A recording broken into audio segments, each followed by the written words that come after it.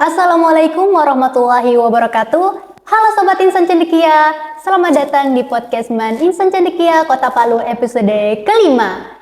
Di sini bersama saya Naila Ramadhani yang bakal nemenin Sobat IC selama berada di podcast ini. Hari ini kita kedatangan narasumber kita yaitu Ustazah Haja Rizkayati Latif, SPD MPD. Beliau adalah Wakil Kepala Madrasah di bidang keasramaan loh. Assalamualaikum Ustazah. Waalaikumsalam warahmatullahi wabarakatuh. Terima kasih atas undangan tim podcast Wan Ice. Yes, bagaimana kabarnya hari ini Ustazah? Alhamdulillah bihaya. Alhamdulillah.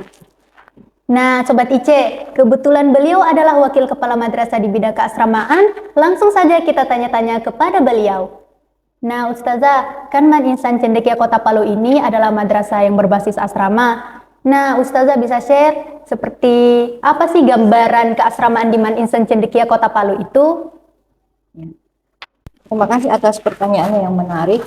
Jadi memang Man Ice itu nomenklaturnya adalah memiliki dua kurikulum, selain kurikulum akademik juga memenuhi kurikulum keasramaan. Ini adalah karakteristik dari Man Insan Cendekia Kota Palu seluruh Indonesia.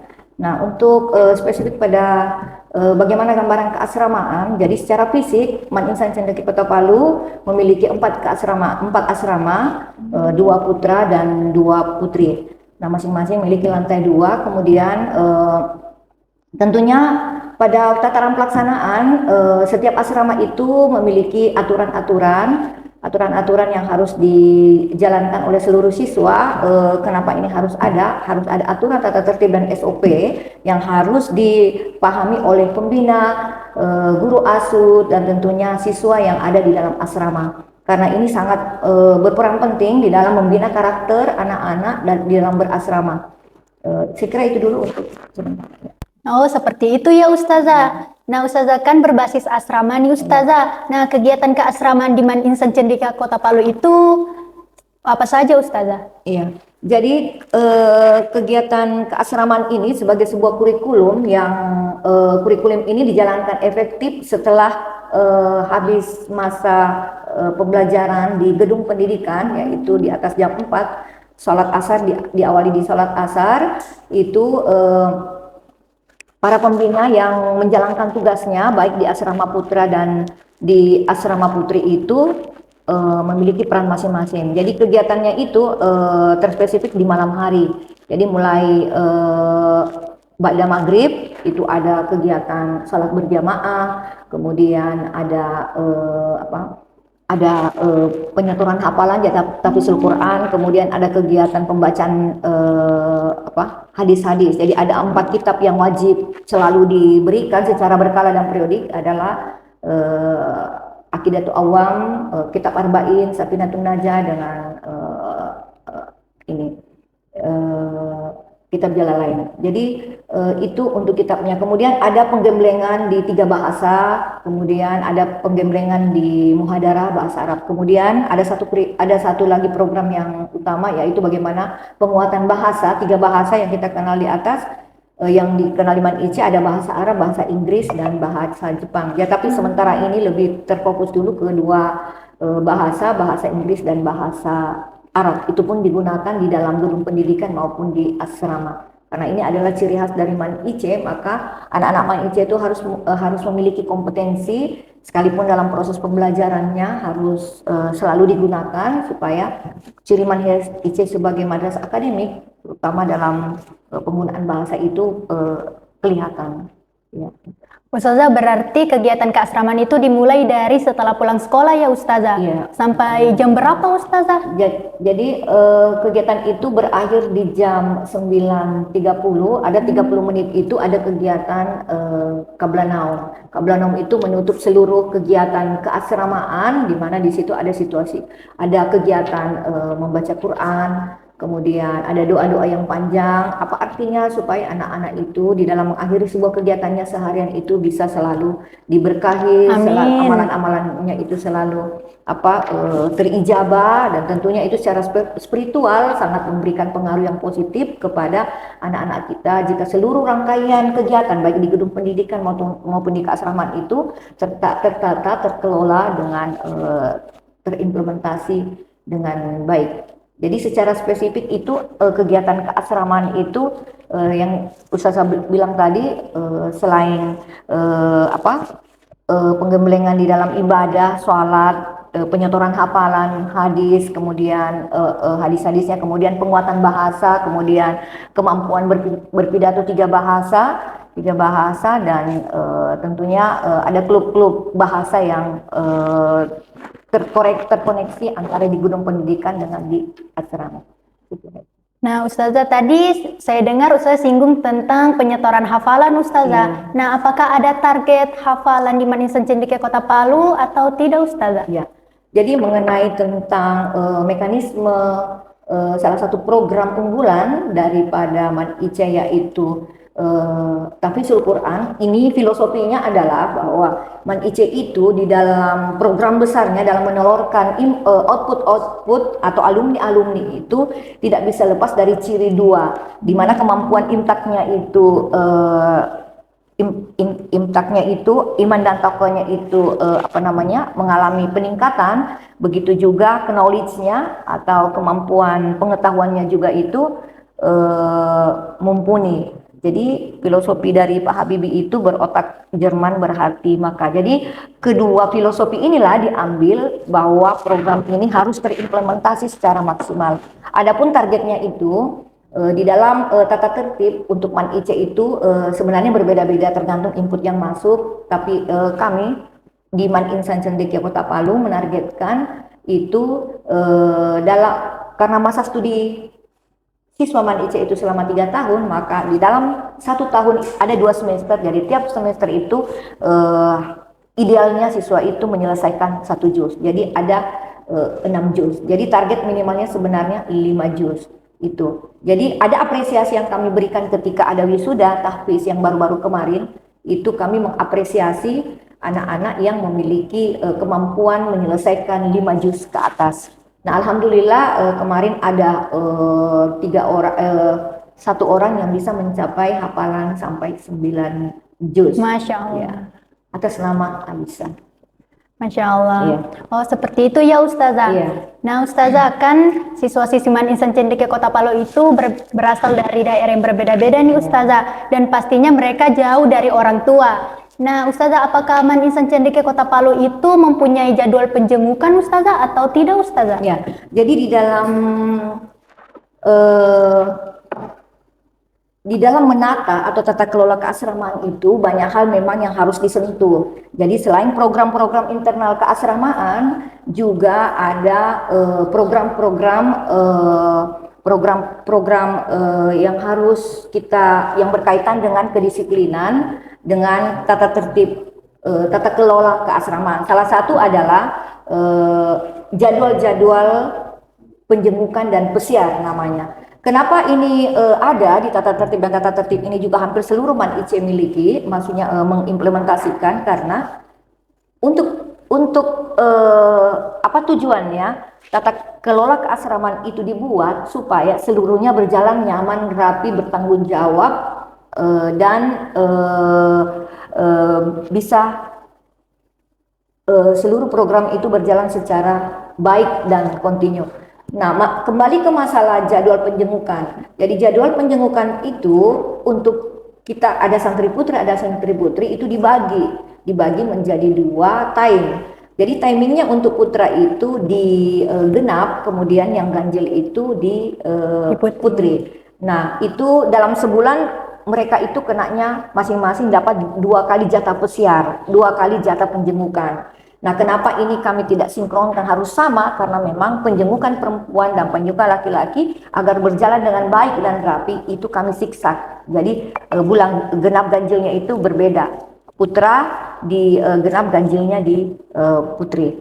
Nah, cuma ada terkendala apapun namanya sebuah program itu pasti ada hal yang belum stabil. Jadi kita menjalankan seluruh program itu sambil kita mengevaluasi dan kita melihat apa-apa yang menjadi celah yang harus diperbaiki supaya tata kehidupan keasramaan itu berjalan dengan baik dan harmonis.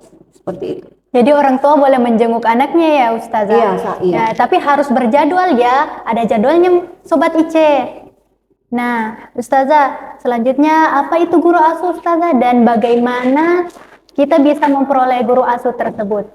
Ya, jadi kembali lagi ke program keasramaan. Jadi program keasramaan ini memang cukup kompleks dan cukup luas jangkauan programnya. Jadi pertama, di dalam turunan program keasramaan itu menyentuh pertama level guru asuh, kemudian ada tersinkronisasi dengan level tim kesehatan. Jadi ada tim guru asuh dipegang oleh seorang guru yang berstatus tenaga pendidik di Man Insan Cendekia. Ini ada berjumlah sekitar 32-35 orang yang berperan dan diberi wewenang untuk menjadi guru asuh. Jadi apa fungsi guru asuh sebenarnya? Karena yang seperti Naila tadi bilang bahwa anak-anak Man IC itu kan banyak tuh yang kurang lebih sekitar 70-75% dari luar. Ya sekitar 30 atau 40 paling banyak itu dari Kota Palu. Nah, itu memang itulah ciri khas dari Man Insan Cendekia Kota Palu bahwa dia sangat mendapat apresiasi yang tinggi dari luar. Jadi ketika anak-anak orang yang dari anak siswa kita yang dari luar itu masuk dan studi di Man IC, itu pasti akan dikawal oleh satu anak mendapatkan guru asuh. Jadi dalam satu guru asuh itu bisa saja mengcover yang selama ini kalau laki-laki itu mengcover 6 orang, kemudian yang perempuan sekitar 10 sampai 12 orang. Tujuannya apa? Nah, guru asuh ini adalah salah satu benteng atau lapisan paling atas yang harus tersinkron antara kondisi siswa dengan keadaan di Man IC. Apapun masalah yang dihadapi, apapun yang dihadapi oleh seorang siswa, baik permasalahan pembelajarannya, permasalahan dengan orang tuanya, dengan gurunya, dengan gaya belajarnya, dan kondisi asrama yang mungkin menimbulkan masalah bagi si anak, jembatannya adalah bagaimana dia membangun komunikasi dengan si guru asuh. Jadi guru asuh ini punya peran penting pengganti orang tuanya. Nah, ketika guru asuh itu menjalankan perannya dengan baik, insya Allah secara spiritual, emosional dan progres pembelajaran si anak dengan seluruhnya yang dikembangkan di Man IC selama studi itu akan terkawal dengan baik dan dia merasa terlindungi, kemudian merasa ada yang bersamai. Jadi orang tuanya itu dia tidak terlalu lagi merasa selalu rindu atau apa. Jadi ada yang menggantikan perannya, yaitu namanya guru asuh. Oh, berarti guru asuh ini adalah pengganti orang tua ya, Ustazah? Seperti itu. Seperti itu ya, Ustazah. Nah, Ustazah, kenapa saya rasa peraturan di asrama itu lebih ketat daripada di sekolah, Ustazah? Atau hanya perasaan saya saja nih, Ustazah? Iya. Jadi masalah ketat atau tidaknya itu sejatinya ya, idealnya seluruh tata tertib aturan-aturan itu harus sejalan sebenarnya ya, harus sebenarnya. Nah, masalah apakah kita rasa itu ketat, seideal itulah yang harusnya ya, karena barangkali kita baru mau beradaptasi atau kita barangkali baru dari lingkungan luar, apalagi kalau kelas 10 baru datang nih, masuk nih ke Man IC dengan sistem keasramaan ya, kemudian dia asalnya dari Sanawiyah, SMP yang durasi belajarnya hanya sampai jam 2 siang, selebihnya kembali ke rumah dengan segala model kepribadian, karakter yang memang hanya dia dan orang tuanya tahu. Nah, ketika dia berada di asrama, seluruh kita punya kehidupan itu kita harus adaptasikan dengan lingkungan keasramaan. Jadi memang dia itu adalah rumah kedua di asrama itu adalah tatanan miniatur. Kita punya model karakter itu yang kita harus adaptasikan dengan sistem keasramaan. Jadi kenapa di dalam budaya yang harus dikembangkan di asrama itu salah satunya adalah harus mandiri ya, harus ada kebersamaan. Ya, yang kemarin kita di rumah itu egonya kita tinggi ya, barangkali itu harus dipangkas sedikit karena kita akan bersosialisasi dengan teman-teman kita. Kalau egonya kita terlalu tinggi di teman, pasti kita menimbulkan masalah ya di asrama. Kemudian kalau kita kemarin kita sholat, kita salatnya ya maunya kita harus ikuti aturan bahwa ada jadwal sholat yang ditentukan yang harus dilaksanakan di masjid, harus dilaksanakan di asrama, seperti itu. Oh, seperti itu ya Ustazah. Nah, Ustazah, fasilitas keasramaan di Man Insan Cendekia Kota Palu itu seperti apa Ustazah? Ya, alhamdulillah fasilitas keasramaan itu sudah cukup bagus, dan saya pikir itu sangat bagus sekali untuk tataran keasramaan, sudah sangat lengkap. Jadi mulai dari tatanan asrama yang 2 lantai, rata-rata 2 lantai, dan dihuni satu kamar itu paling banyak 6 orang ya 6 orang. Ustazah? Kayaknya 6 orang yang ukuran yang baru itu. Kami memang menghindari terlalu banyak, ya paling maksimal 6 orang. Kan di situ ada satu kamar, satu WC. Jadi ya tergantung lagi di dalam kamar itu bagaimana kesepakatannya, antrinya harus ada, ya budaya antri itu harus ada, baik di dalam kamar, di dalam asrama maupun di dalam kantin. Kemudian untuk WC-nya juga alhamdulillah sudah bagus. Kemudian sarana fisik di dalam juga sudah bagus, dilengkapi AC. Ya, tiap kamar ada AC. Kemudian semuanya serba keramik. Jadi alhamdulillah dia kelas untuk IC itu rata-rata bangunan-bangunan medium ke atas, medium ya. Tapi belum platinum, baru medium. Oh iya, Ustazah. Ya, jadi bagus sekali ya fasilitas di keasramaan di Man Insan Cendekia Kota Palu. Nah, Ustazah, larangan atau hal-hal yang tidak dibenarkan siswa-siswi dilakukan di asrama itu seperti apa Ustazah? Iya, jadi lagi-lagi masuk ke aturan-aturan keasramaan. Jadi yang pertama, seluruh kegiatan-kegiatan keasramaan harus berjalan optimal. Kemudian ada larangan-larangan. Yang pertama itu makan siswa itu tempatnya di kantin, ya. Jadi dilarang untuk makan di asrama, ya. Itu pada tataran tata tertib. Nah, itu masih kami benahi juga, walaupun ada anak mungkin yang masih perlu diberi peringatan bahwa kita maksimalkan dapur. Jadi makan pagi itu diberi kebijakan untuk bisa membungkus. Kalau dia makan siang, makan malam, sangat diharapkan atau malah diwajibkan untuk makan di kantin. Kenapa kami melarang makan di dalam kamar? Itu banyak hal yang berdampak tidak bagus. Yang pertama, piring-piring kotor bisa terlalu banyak, kemudian itu bisa menimbulkan bau yang tidak sedap. Ya, jadi kemudian itu berkaitan lagi dengan kebersihan, ya itu. Nah, kemudian larangan kedua adalah membawa HP Android. Nah, dalam tata tertib sudah jelas Android itu tidak boleh. Apa penggantinya? Kami memberikan kebijakan adanya laptop, tapi laptop itu pun regulasinya harus diatur, ya, ada kartunya. Jadi untuk sementara ini saya selaku AKM keasramaan diberi arahan dan insya Allah akan turun regulasi baru untuk pemakaian laptop, supaya pemakaian laptop itu bisa berlaku dilaksanakan secara efektif, bisa berdampak positif pada anak-anak, dan bisa tata aturan laptop itu bisa mencakup semua orang, bisa efektif jalannya dan bisa produktif, ya. Kemudian Android itu tadi mungkin tidak diizinkan masuk. Adapun kalau dia diizinkan untuk lomba, itu ada koordinasi dengan pembina. Berarti ada izinnya ya, Ustazah? Ada izinnya, dikeluarkan oleh WKM keasramaan untuk lomba. Kami buatkan surat. Nah, kalau yang memang tidak diizinkan, bisa diparkir di luar saja di keluarganya. Nanti dia pesiar atau apa bisa gunakan, tapi nanti ketika masuk asrama itu tidak boleh dibawa. Seperti itu. Oh, seperti itu ya Ustazah. Nah, Sobat IC yang akan masuk ini jangan melanggar ya, nanti. Jika melanggar pasti ada konsekuensinya. Nah, Ustazah, saya dengar-dengar nih Ustazah alumni dari pondok pesantren ya Ustazah? Iya. Nah, Ustazah bisa sharing tips and trik agar siswa-siswi yang baru ini bisa menyesuaikan dalam kehidupan berasrama. Iya, terima kasih. Ini pertanyaan menarik dari anak Danaila. Jadi, kalau saya sendiri namanya pesantren itu seru. Dari seluruh episode hidupnya Ustazah, di mondok itulah yang saya dapatkan sesuatu yang begitu unik, begitu luar biasa, dan saya tidak lupakan. Malah kami sangat intens berkomunikasi pada teman-teman yang pernah satu periode pada saat Ustazah itu menjalani kehidupan di ma'had, ya.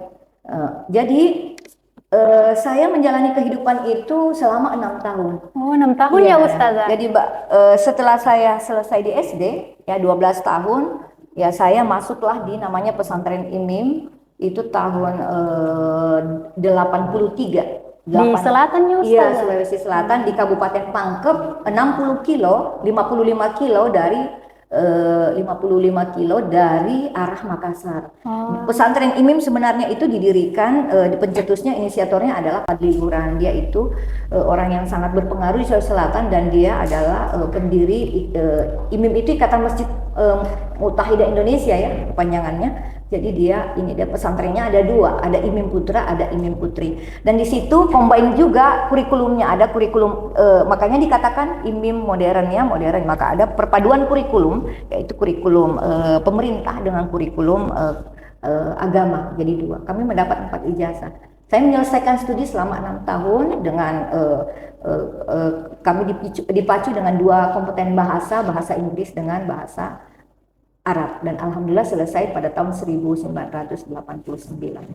Dan selanjutnya saya melanjutkan perguruan tinggi di Institut Kejuruan dan Ilmu Pendidikan pada waktu tahun 1989.